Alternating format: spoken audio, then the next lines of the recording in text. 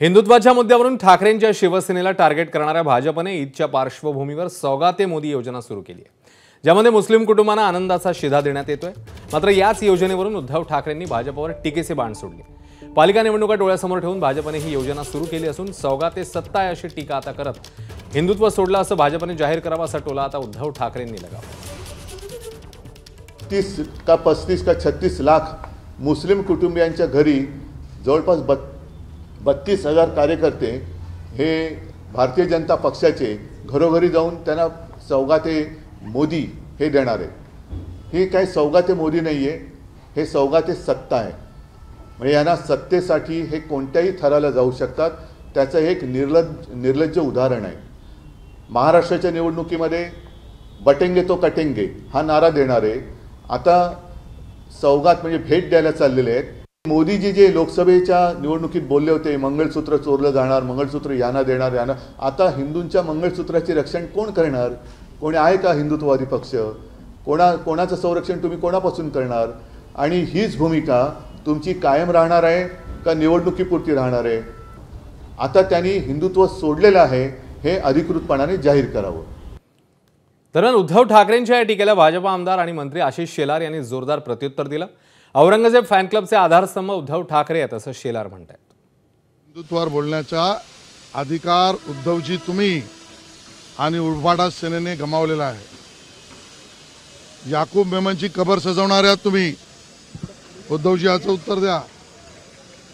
या बॉम्बलेस मधला आरोपी डोसा याच्या प्रचारावर मत मागणारे उद्धवजी तुम्ही आहात।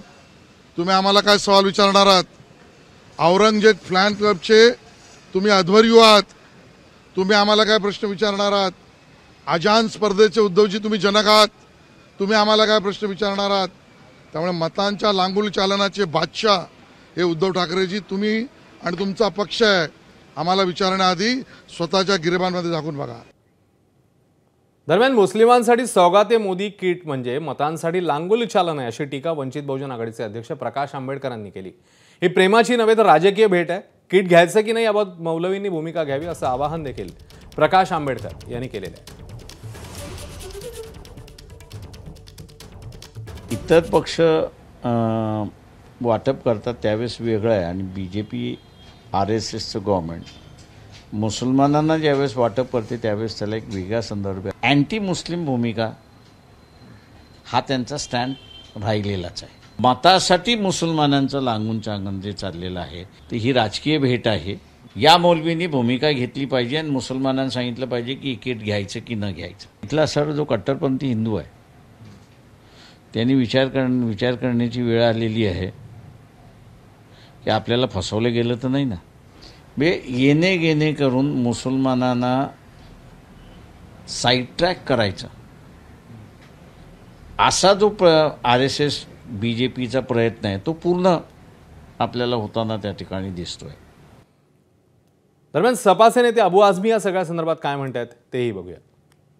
ऐसा है ना कि मैंने एक कवि का एक शेर सुना था कि जब इलेक्शन नजीक आवत है मांगो भात पुलाव आवत है। अब इलेक्शन आ रहा है बिहार का, कहीं का मतलब ऐसा है कि जिन लोगों ने अपनी पार्टी में एक मुसलमान को मिनिस्टर नहीं बनाया, एक को टिकट नहीं दिया, वो आज मुसलमानों को सौगात दे रहे हैं। मोदी जी आपसे हम सिर्फ ये चाहते हैं कि भारतवर्ष का संविधान जो हक देता है हर जात हर धर्म के लोगों को वो अधिकार मिलना चाहिए। हमें किसी भी चीज की जरूरत नहीं है। नौकरी नहीं मिले चलेगा, हमारे साथ जो जुल्म ज्यादती हो रहे वो बंद हो जाना चाहिए। ABP माझा, उघडा डोळे बघा नीट।